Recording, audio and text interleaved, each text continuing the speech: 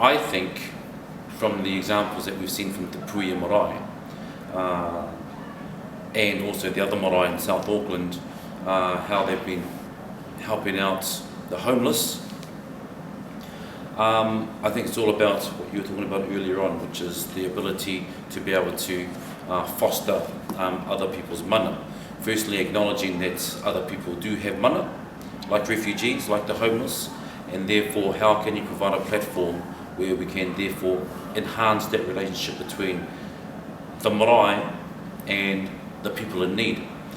How we do that is by manaakitanga. When we have a look at the word manaaki, we have the word mana and akiaki. And akiaki is to encourage, to nurture another person's mana. And how do we do that? We feed them, we bring them in. Whenever I hear questions like this, I always try and revert back to the precedent where this was first demonstrated. And one that comes to mind is when Maui was discarded by his mother Tarang for reasons of deformity and so on, and other things.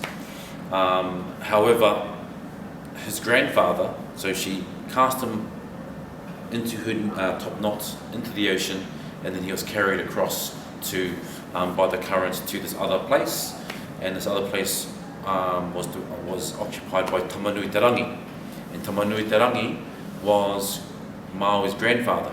Seeing the need of this baby Maui, Tamanui Tarangi brought Maui in. Maui was almost dead. Put him up in the rafters, made smoke underneath.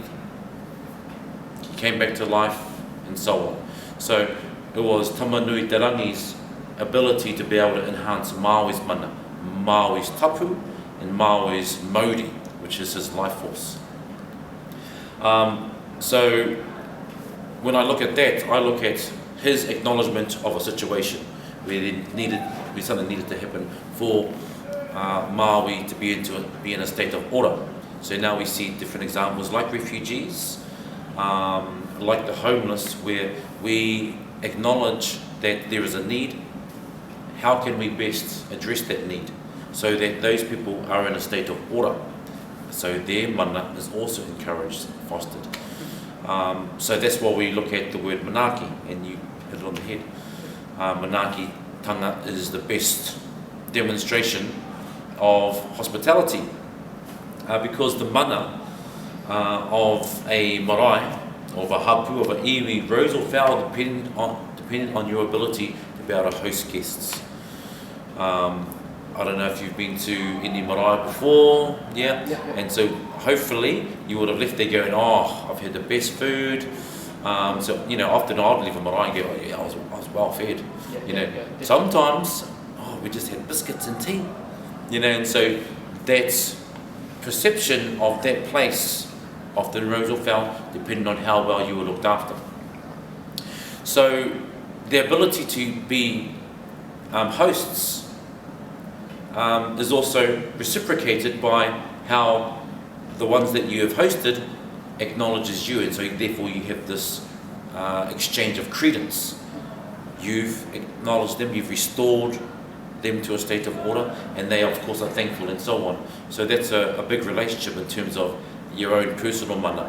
I'm sure that Te Puia Marae didn't think about themselves and their mana in the community.